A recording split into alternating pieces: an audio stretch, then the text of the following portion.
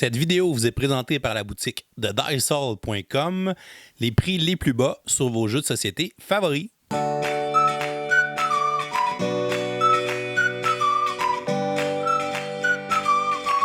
Hey, bonjour tout le monde, bonjour, bienvenue dans le coup de cœur du mois de janvier 2020. J'espère que vous allez bien. Oh, regardez ce beau paysage. Je vous souhaite une joyeuse Saint-Valentin et je pensais que je me disais que pourquoi pas lancer cette vidéo-là avec un beau paysage pour vous présenter tout l'amour que l'on peut avoir de ce magnifique hiver que nous avons cette année au Québec, où il nous est tombé presque 40 cm de neige dans les derniers jours. Bon, alors écoutez, je suis là pour vous présenter mon coup de cœur du mois de janvier. Ça a été un bon mois de janvier de mon côté. J'ai joué, si je regarde là, j'ai joué à Maracaibo, Call to Adventure, j'ai joué à Domination, que j'ai toujours pas reçu. Mais en tout cas, c'est une longue histoire. J'ai joué à Unlock, Cthulhu Death May Die, Football Highlight 2052, j'ai fait du Rallyman GT, que j'ai toujours pas reçu, mais encore une fois, c'est une longue histoire. It's a Wonderful World, j'ai joué aussi à On Mars, j'ai joué à Londres, Escape Plan, Terraforming Mars, que j'ai essayé aussi avec la nouvelle extension. Mais mon coup de cœur du mois, mesdames et messieurs, c'est sans contredit ce petit jeu-là. Quel beau petit jeu, c'est le jeu qui s'appelle Encore. C'est un jeu que d'ailleurs mon ami David m'a présenté, j'ai joué avec lui pour la première fois. Je vous dirais que c'est un jeu qui tend à remplacer un petit peu, je pense, Splendor pour moi. C'est un jeu qui utilise pas mal les mêmes mécanismes où on doit aller chercher des ressources. Donc dans notre tour, on a deux options. C'est soit donc d'aller chercher 3 ressources parmi une gamme de ressources qui sont des couleurs dans le fond, ou soit aller chercher une tuile. Mais ce qui est un petit peu spécial le jeu-là, c'est que lorsqu'on achète des tuiles, on va les placer sur un genre de petit tableau qui va nous faire des points en fonction de toutes les cases adjacentes de même couleur qu'on a ou de même les mêmes animaux qu'on peut retrouver également. Puis, ce qui est le fun, c'est qu'on peut faire aussi des petites pyramides lorsqu'on a 4 jetons qui se touchent. Et il y a aussi un aspect très aléatoire où à chaque partie, bien, dans le fond, les tuiles ne coûteront pas exactement les mêmes choses parce que les ressources sont placées aléatoirement sur le plateau. C'est un jeu, écoutez, on dit à peu près 30 minutes, c'est en plein ça, 10 ans et plus, j'ai joué des parties à 2 joueurs, ça se joue excessivement bien, c'est rapide, c'est le fun, c'est simple. Des fois on joue en Mars, des fois on a vraiment beaucoup de plaisir à jouer avec On Mars, Escape Plan, Terraforming Mars, mais des fois on a envie aussi de jouer à des plus petits jeux, des jeux qui vont nous prendre moins de temps, qui vont être moins longs à mettre en place. Et ce jeu-là est vraiment exceptionnel, artistiquement très bien, le matériel il est quand même très cool, c'est un jeu qui est à bas prix. Définitivement un jeu de Space Cowboys que je recommande vraiment beaucoup, donc c'est Encore, qui est mon coup de cœur du mois de janvier. Une très belle découverte. Merci beaucoup, David, de me l'avoir fait découvrir d'ailleurs.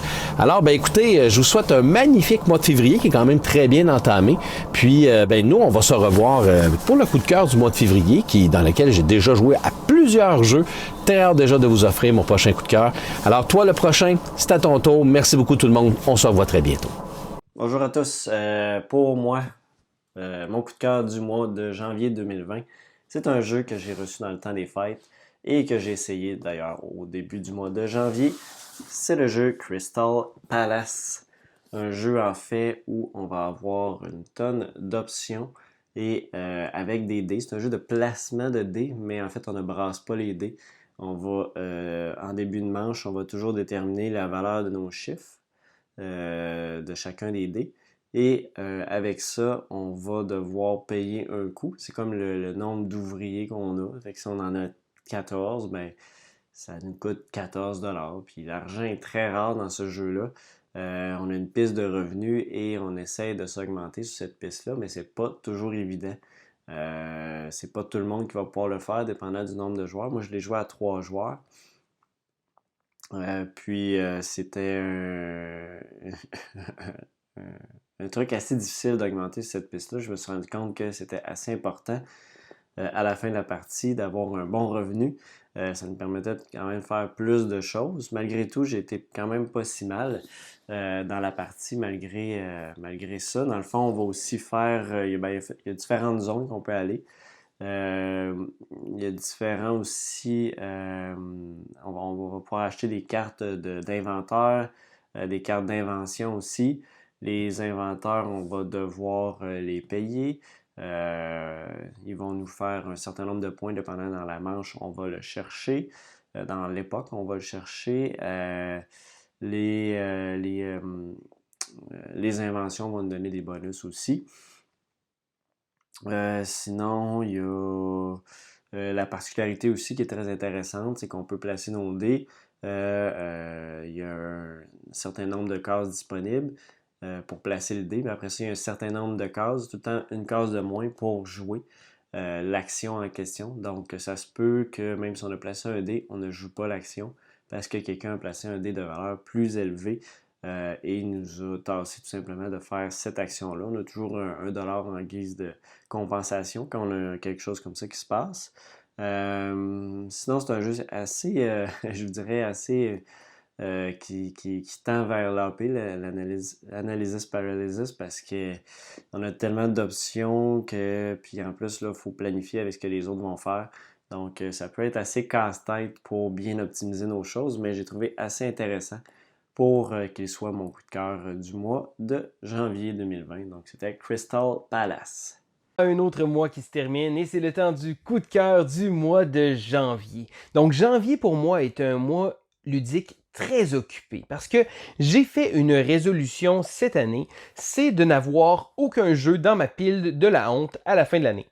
J'ai commencé l'année avec 42 jeux qui n'étaient pas joués dans ma collection et je suis maintenant rendu à 28. Donc j'ai mis les bouchées doubles et j'ai joué à énormément de jeux au mois de janvier. Et là, ça a été très difficile de faire un choix parce que dans ces jeux-là, il y en avait plusieurs qui étaient vraiment excellents. J'ai essayé entre autres le jeu Smartphone Inc. qui a été un gros coup de cœur. Je sais que le buzz était l'année passée, il y a eu le Kickstarter.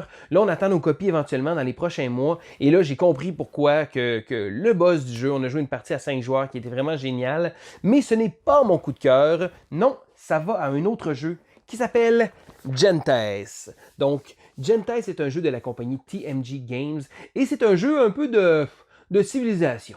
Bon, le thème est très lointain. En fait, c'est un jeu euro vraiment bien pensé. Donc, dans Gentes, qu'est-ce qu'on va faire? On va devoir établir construire des différentes cartes, construire des bâtiments sur un plateau de jeu, jouer différentes cartes de civilisation en tant que telle, mais le mécanisme principal du jeu tourne autour des actions et du temps. Parce que lorsqu'on va prendre une tuile pour réaliser une action, on va les placer en haut, et là, on a une espèce de paquet de petites cases, et on va prendre une tuile, on va la placer là. Avec cette tuile-là vient un marqueur de temps, donc 1 ou 2 marqueurs de temps qu'on va placer. Et là, lorsque nos cases vont être totalement remplies, on ne pourra plus réaliser d'action et on va devoir passer pour le prochain tour. À la fin de chacun de nos tours, on va enlever un des marqueurs de temps sur chacune des cases.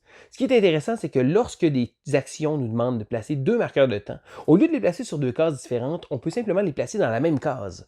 Ça va faire en sorte de bien sûr maximiser nos actions, mais le tour d'après, on va seulement enlever un marqueur de temps, donc on va être pris avec une case de moins. Donc il y a un petit côté gestion de temps qui est absolument incroyable dans ce jeu-là.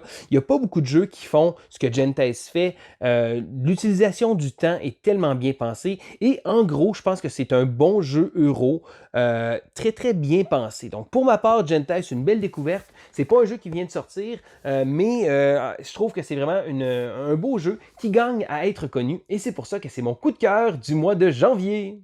Salut à tous, merci à David de m'accueillir encore dans les coups de cœur du mois de janvier. Mon coup de cœur du mois a été découvert chez Vince de l'école du jeu et j'étais trop avec Sylvain pour jouer au jeu. C'est le jeu du jeu Smartphone Inc., un jeu datant de l'année passée qui a été sur Kickstarter. C'est un jeu où est-ce que nous avons joué à 5 joueurs. Le but du jeu est de faire le plus de points de victoire. Nous sommes à la tête d'une multinationale de téléphones cellulaires, évidemment. Le jeu, les grandes particularité qu'il a, c'est comment il y a la sélection d'actions. Vous allez avoir deux plaquettes dans le fond que vous allez superposer une par-dessus l'autre. Celle-ci vous permettra de vous déplacer sur la map, d'acquérir de nouvelles technologies, d'avoir plus de cargaisons pour vendre, d'augmenter le prix de vos cargaisons, de les diminuer aussi. C'est fort original. En plus, il y a des petites plaquettes qu'on peut rajouter pour avoir d'autres pouvoirs. Les grosses particularités, c'est qu'au début du tour, dans le fond, nous allons placer nos plaquettes de manière cachée. Nous allons révéler ça simultanément et là, on va décider de qu'est-ce qui se passe. Au départ, il y a le prix des téléphones. Moins qu'on vend cher les téléphones, plus qu'on va jouer tôt dans la partie. Donc, plus qu'on joue tôt dans la partie, plus qu'on va réserver des endroits sur la map. Donc, si vous êtes à un seul endroit avec quelqu'un d'autre et qu'il vend vos téléphones moins cher que vous, il va placer ses téléphones avant. Et s'il a la possibilité de prendre tous les emplacements, mais vous n'allez rien vendre à ce tour-ci, donc vous avez bien beau vendre plus cher, mais vous allez faire aucun point durant ce tour-ci. Par contre, moins vous vendez cher, évidemment, moins vous faites de points de victoire. Donc, c'est très important aussi de s'éparpiller un peu sur la map pour le faire le plus de points de victoire, mais aussi d'avoir le plus de cargaisons possible pour remplir ces cases-là. Et il y a aussi dans le fond, les développements, dans le fond, où est-ce qu'on va acquérir des capacités spéciales, dans le fond, c'est pour vendre des technologies, où est-ce que certains endroits vont vouloir, comme exemple, le 4G, parce que le jeu sortait, il n'y avait pas la LTE, donc le 4G, vous allez pouvoir vendre ça. La particularité aussi, c'est lorsqu'on se met à vendre un endroit, il faut vendre le maximum qu'on peut. Donc, on peut pas vendre, un ici, un là, ici. Donc, il faut remplir le maximum qu'on a. Donc, il faut judicieusement se placer. Et également, plus vous avez plus de points, il y a un système de rattrapage, parce que plus vous avez de points, plus vous allez jouer en dernier. Donc, il y a un petit côté bluff comme moi à notre partie lors de la dernière ronde. J'étais meneur. J'ai décidé de baisser mon prix un petit peu en pensant que tout le monde essayerait de me rattraper en faisant plus de points. Mais tout le monde a baissé les prix de beaucoup et même on était 3-4 au même prix, mais vu que j'étais le meneur, j'ai baissé mes prix et j'étais le dernier joueur tout de même. Donc, j'aurais dû augmenter mes prix. J'ai trouvé le moyen de gagner.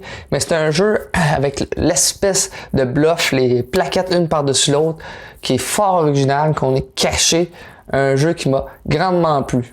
Donc, c'était tout pour mon coup de cœur du mois. Et on se retrouve possiblement au prochain mois. Merci, au revoir. Bonjour à tous, ici Simon de Balado Ludique et je suis là pour vous parler de mon coup de cœur de janvier. Cette fois-ci, je vais pas vous parler d'un jeu obscur, mais bien d'un jeu que la plupart d'entre vous connaissent. Il s'agit du jeu Tapestry, le dernier colosse de Stonemaier Games. Les avis sont mitigés, soit on déteste, soit on adore, mais de mon côté, je me situe vraiment entre les deux. C'est un jeu qui me rend curieux. Après presque 10 parties, je peux pas encore dire si j'aime ou non, et c'est vraiment étrange parce qu'habituellement après une partie, j'ai déjà décidé. Donc, comme c'est un jeu que tout le monde connaît, je vais sauter la présentation et je vais aller directement au cœur de mon questionnement en exprimant mon sentiment de dualité. Jeu magnifique ou abus de matériel?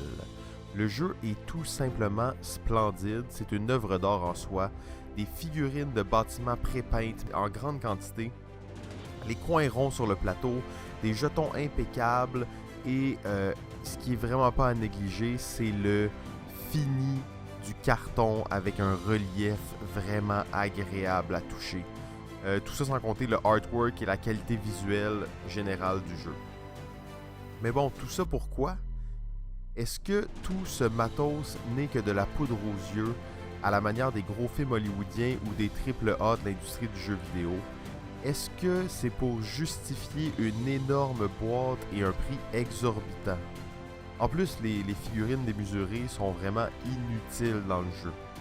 Ok, c'est un jeu, c'est un objet qui doit être plaisant à manipuler, c'est un objet physique après tout, mais il semble y avoir un peu d'abus dans ce cas-ci. Je suis mitigé. Amalgame élégant ou pizza aux ananas? Tapestry offre une vaste multitude de mécaniques différentes, toutes connectées les unes aux autres, un système complexe qui demande beaucoup d'analyse et de réflexion, un jeu profond qui met les joueuses face à un choix déchirant mais simple, un savant mélange d'euros et d'américains dans lequel les joueuses bâtissent leur engin tout en ayant une forte interaction avec les autres. Un système de pointage alambiqué qui nous garde en haleine jusqu'à la fin. Jusqu'à la fin, mais pourquoi? Qu'est-ce qu'on accomplit dans ce jeu-là? On avance sur des tracks sans que ça fasse vraiment de sens ou que ça ait vraiment de signification. On remplit une feuille de bingo, encore là sans aucune excitation. La simple existence des trap cards rend les combats complètement hasardeux et déséquilibrés. Ce jeu, c'est comme un gros fidget spinner pour les fans de mécanique. Peu importe ce que tu fais, il semble que les succès soient plutôt rattachés à de la chance circonstancielle qu'à de la stratégie. Je suis mitigé. Une tapisserie de la civilisation humaine ou une boîte vide. Ce jeu ambitieux nous fait vivre l'histoire de la civilisation humaine d'une manière complètement unique. On passe de la préhistoire au futur en survolant les moments clés de notre civilisation. La vingtaine de races asymétriques permet une rejouabilité et des angles de jeu quasi sans fin. Peu de jeux permettent de bâtir un empire à une telle échelle. C'est un mélange en plus de jeux de civilisation mais très sci-fi, fantastique. Et je trouve que le nom du jeu est tellement bien choisi. Tapestry. C'est aussi un jeu qui va pas au fond des choses. En regardant les différentes tracks d'action, c'est facile d'oublier qu'on n'est pas en train de jouer à un jeu de stratégie abstraite. Le jeu est très mécanique. Faut forcer la note pour imaginer notre cité prendre vie. Les différentes races semblent très peu équilibrées et plusieurs se perdent dans des calculs complexes de ressources plutôt que d'apprécier l'expérience narrative. Je suis mitigé. Et je dois arrêter ma réflexion ici en attendant ma prochaine partie. Comment ne pas savoir si on aime un jeu ou non après presque 10 parties? Dans tous les cas, je devrais en faire une autre pour avoir le coup de cœur net. Gobelins, armez vos catapultes. Feu! Ah, vous êtes là. Salut tout le monde et désolé, j'étais occupée à balancer du gobelin dans les airs. Oui, aujourd'hui je vais vous parler d'un jeu que j'ai particulièrement aimé, Flying Goblin. Dans Flying Goblin, vous êtes à la tête d'une armée de gobelins prêts à partir à l'assaut du plus luxueux des châteaux des environs, où l'argent et les diamants sont en abondance. Mais l'approche par le sol étant trop compliquée, vous allez passer par les airs. Flying Goblin est un jeu de dextérité et de gestion avec des règles très accessibles et rapides à apprendre, dans lequel vous allez devoir, en catapultant vos gobelins, piller le château de ses richesses. Vous posez votre gobelin sur la catapulte et hop, le gobelin s'envole. Et si vous êtes des plus adroits, le gobelin finira son envol dans le château. Vous récupérez alors les pièces et diamants selon l'endroit où vous atterrissez. Vous disposez d'un plateau personnel sur lequel vous allez recruter votre armée et différents gobelins sont disponibles. Le simple soldat, le capitaine qui double vos gains et les pillards qui ne se feront pas prier pour vous rapporter des diamants supplémentaires. Plusieurs stratégies sont possibles. En effet, vous n'êtes pas obligé de faire la course aux diamants. Vous pouvez aussi tenter de construire votre totem pour montrer votre supériorité. Le premier joueur qui construit son totem gagne la partie. À vous donc de voir, en jaugeant la dextérité de vos adversaires, l'approche que vous souhaitez suivre. J'ai adoré le soin apporté au matériel, thème et illustration, c'est vraiment chouette. La boîte qui sert également de surface de jeu en 3D, j'adore. Dès 8 ans, de 2 à 5 joueurs, vous trouverez Flying Goblin dans toutes les bonnes crèmeries pour à peine 30 €. C'est un jeu de Corentin Lebras et Théo Rivière, sorti chez Yellow. Allez, je vous dis au mois prochain et amusez-vous bien. Et toi là-bas, monte sur la catapulte! Bonjour chers amis joueurs, ici LP et le jeu que je vous présente en janvier, c'est un jeu de party qui s'appelle Waveland. Qu'est-ce que c'est Waveland? Ben, c'est un jeu de party, fait qu'on va séparer les équipes en deux et on va tenter de marquer un maximum de points. Pour marquer des points, les joueurs vont avoir à donner des indices à tour de rôle. Fait qu'à chaque phase de jeu, il va y avoir un donneur d'indices. Le donneur d'indices va piger une carte. La carte va donner deux extrêmes. Par exemple, je pige la carte Worthless, Priceless, donc des choses sans prix, une valeur extraordinaire ou des choses qui valent absolument rien. Fait que j'ai deux extrêmes. On va placer la carte sur le plateau de jeu et ensuite, on va avoir ce petit bidule-là, ce petit gadget-là. C'est surtout ça que c'est là que le jeu fait sa force. Ce gadget-là, la façon que ça marche, c'est qu'on a une roulette et si je vous la montre, la roulette va me donner un bracket de points qui va être placé de façon aléatoire. Fait qu'on va cacher ça, on va le rouler tant qu'on veut et le joueur donneur d'indice, et seulement lui, va regarder où se trouve présentement l'embranchement de points. Il va tenter de donner un indice pour que ses coéquipiers viennent placer l'aiguille le plus proche possible de l'embranchement de points. Fait que là, j'ai Worthless, Priceless. Si je donne un diamant extrêmement rare, mes joueurs vont vouloir mettre ça du côté Priceless. Si je donne une vieille paire de pantalons déchirés, les joueurs vont probablement vouloir aller plus du côté Worthless. Puis, Fait que selon l'endroit où mon embranchement se trouve, ben, c'est le joueur va avoir trouvé un indice en conséquence. Dans ce cas-ci, mon embranchement était là. Fait qu'il fallait que je nomme quelque chose qui n'a pas une très bonne valeur, mais qui n'est pas absolument de valeur de 0 non plus pour pas qu'il aille le clencher complètement dans le fond. Et si les joueurs réussissent à placer, disons qu'ils auraient placé l'aiguille ainsi, ben quand on révèle tout simplement, ils vont marquer 2 points parce qu'ils l'ont placé dans l'embranchement. S'ils ne le placent pas du tout dans l'embranchement, ils n'en marquent pas. C'est pas plus compliqué que ça. Il y a des petites règles qui s'ajoutent où les joueurs de l'autre équipe peuvent faire une prédiction sur ce qu'on a dit pour voir si on se trompe ou non puis marquer des points. Mais dans l'ensemble, c'est ça. On a un énorme paquet de cartes. Chaque carte est recto-verso, fait qu'on a 2 séries d'indices qu'on peut faire avec chacune des cartes. Le plateau de jeu est extrêmement beau. Il se place très facilement. On a juste ça à venir placer dans le plateau, puis on est prêt à jouer. On a les petits marqueurs de points, sont indiqués, sont placés directement dans le plateau. Le petit marqueur de prédiction pour l'équipe adverse est directement dans le plateau aussi. C'est vraiment une super belle production. C'est un jeu qui va susciter des belles conversations. C'est un jeu qui va susciter, parce qu'il va y avoir des questionnements. Si j'ai chaud-froid, puis je suis dans une extrême, Pluton, puis le volcan, c'est assez évident. Mais si je suis en plein milieu, c'est assez difficile de trouver un indice pour que mes joueurs trouvent vraiment l'indice du milieu. Fait que ça va faire des conversations intéressantes. Ça va être très drôle à jouer autour de la table. Les plus jeunes, les plus vieux peuvent jouer sans aucun problème. Fait que c'est vraiment une belle production. Son seul défaut, c'est qu'il est juste en anglais pour l'instant. Mais ça prend juste une personne autour de la table qui est capable de traduire la carte pour tout le monde. Puis le donneur d'indices va être capable de donner ses indices sans aucun problème. Fait que si vous aimez les jeux de party, les jeux d'ambiance, Waveland, c'est un excellent choix. Je vous garantis du plaisir. Et sur ce, je vais vous souhaiter une excellente fin de journée et je laisse la parole à quelqu'un.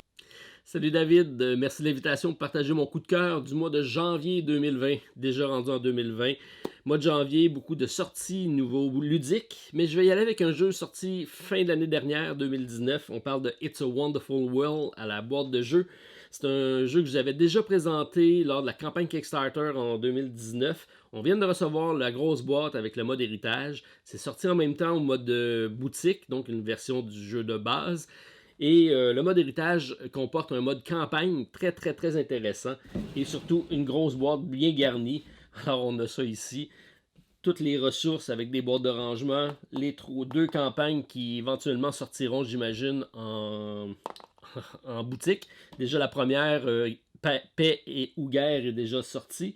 On a les exclusivités Kickstarter, le jeu de base, énormément de cartes, super bien illustré. C'est du concepteur Frédéric Guérard et de l'illustrateur Anthony Wolf. C'est un jeu de repêchage de cartes, de gestion de main on va construire un engine building, on va gérer des ressources pour pouvoir faire nos contrats. Très facile à prendre en main, facile à montrer à quelqu'un, assez complexe à maîtriser tout ça. Donc ça fait un jeu qui a une belle rejouabilité. On peut dire que ça va probablement être dans la même veine que Seven Wonders. C'est un jeu de repêchage de cartes de cet esprit-là, mais avec une gestion de ressources qui est fort intéressante. La preuve, c'est un jeu qui est maintenant en nomination à Cannes pour le jeu de l'année. Alors, bonne chance à la boîte de jeu et à son concepteur pour le prix. Mais j'en fais mon coup de cœur donc de début janvier, puisque c'est un jeu qui représente mon coup de cœur de 2019 en général, un de mes jeux favoris. Alors, It's a Wonderful World, c'est ma suggestion pour débuter l'année 2020. Alors, je vous souhaite un bon début d'année et on se revoit le mois prochain pour une autre suggestion. Bye tout le monde, à la prochaine. Salut les gamers, pour ma part, pour mon coup de cœur du mois de janvier, j'y vais quelque chose d'un peu spécial. Dans le mois de janvier, j'ai découvert un jeu sur ma Switch Lite qui s'appelle Slay the Spire. Pourquoi j'en fais mon coup de cœur, même si c'est un jeu vidéo? Parce qu'en fait, c'est un jeu de deck building, donc si les jeux de deck building n'avaient pas existé, jamais on aurait vu ce jeu vidéo apparaître. C'est un jeu de deck building très intelligent où on va avoir incarné un personnage qui va devoir combattre des ennemis et on va devoir progresser. À chaque fois qu'on va combattre un ennemi, qu'on va le vaincre, on va gagner une nouvelle carte. On va avoir un choix parmi 3 cartes différentes, donc on va ajouter une carte à notre deck. Et on a les règles classiques de deck building, donc les cartes qu'on ne réussit pas à jouer à la fin de notre tour sont défaussées. Quand notre défausse est terminée, on la rebrasse pour se faire une nouvelle pioche. Donc c'est vraiment le principe du deck building classique. C'est vraiment intelligent comment c'est fait. On a 3 personnages différents qui ont chacun leur set de cartes différents, qui ont toutes des stratégies différentes à découvrir. On peut aussi affronter des genres de boss. On peut obtenir des reliques qui vont nous donner certains pouvoirs récurrents qui vont être passifs. Bref, il y a plein de choses à découvrir dans ce jeu-là, mais c'est vraiment le cœur du jeu, c'est du deck building. Donc si vous êtes des fans de deck building, je vous invite à découvrir ce jeu-là. C'est vraiment une petite merveille. et tous les joueurs de deck building vont apprécier ce jeu-là, c'est certain. Donc vous savez que je suis un grand fan de ce genre de jeu-là, donc j'ai vraiment accroché à Slay the Spire. C'est disponible sur Switch, c'est disponible sur Steam aussi. Je sais plus s'il y a d'autres plateformes où on peut le trouver, mais bref, c'est vraiment un bijou. Donc je vous invite à découvrir ça. C'est la faute de Simon du Passe-Temps, si je l'ai découvert, que j'avais regardé sur Twitch jouer à ce jeu-là, puis ça m'a vraiment donné le goût de le découvrir. Donc c'est mon coup de cœur pour le mois de janvier, même si c'est pas un jeu de société en tant que tel. C'est tellement inspiré des jeux de société que pour moi, ça rentre dans la même catégorie. Merci à tous mes collaborateurs et collaboratrices qui ont partagé avec nous leur coup de cœur. J'espère que vous avez apprécié les découvertes. On aimerait ça savoir quel est votre coup de cœur pour le mois de janvier 2020. Donc laissez-nous ça en commentaire sous la vidéo, ça va me faire plaisir de vous lire ça. Et on va vous souhaiter une bonne fin de journée et continuez de gamer. On se revoit le mois prochain pour un nouveau segment coup de cœur.